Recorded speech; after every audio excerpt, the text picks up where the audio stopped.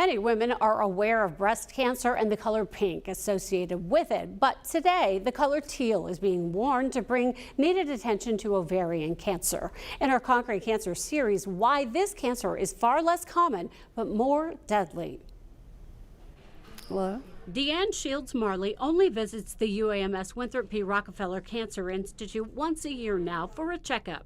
She is 16 years out from a successful fight against ovarian cancer. Her survival rate is something that was once considered impossible. I figured it was a death sentence and maybe at the most 2 years, so I had a wheel drawn up and all of those things. Dr. Monique Spellman is a gynecological oncologist at UAMS and a professor. She says there is still no screening test for ovarian cancer, and that's what makes early detection so challenging. We teach our students to listen to our patients and to screen for these type of symptoms and to think ovarian cancer early rather than just saying it's a urinary tract infection.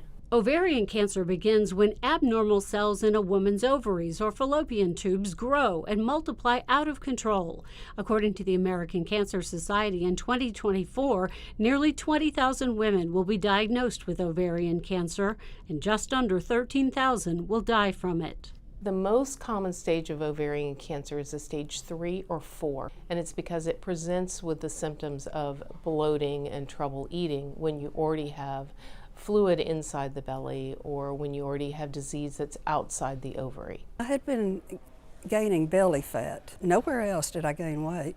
So I took this over-the-counter thing that's supposed to make you get rid of belly fat. I took a month of it and nothing was happening, so I couldn't zip up my pants. Deanne finally saw a gastroenterologist who sent her for a scan. From there, she began a whirlwind of surgery and chemotherapy at UAMS, and it was only in the recovery room that she learned exactly what she was up against. And he said, we kept you open as long as we could, 5 or 6 hours. He said, but you're still completely covered from, under my breast all the way down with rice-sized cancer cells. Deanne began the chemotherapy to try and rid her body of those cancer cells while at the height of success as a professional photographer specializing in architecture. Still sick from the treatment, Deanne's unwillingness to quit earned her an award with a shot published on the cover of the National Fire magazine.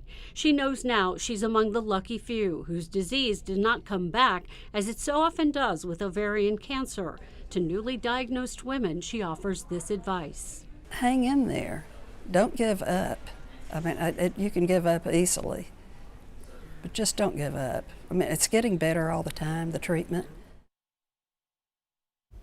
Because it's less common, ovarian cancer research receives less funding. One source is a long-standing Department of Defense add-on bill, but overall funding is only 1/10 of what other cancers receive. And these symptoms, they are very vague, too. Yes, very vague, and so for that reason, there's an acronym for the symptoms called BEAT, as in beating cancer. Bloating, eating but feeling too full too soon, abdominal pain, and T, trouble with urination or sensing the need to use the bathroom more often. But yeah, more and more advances are being made. It is survivable more than it used to be. Good, Yeah. good deal. More attention to it. Yes, exactly. And today is a good day.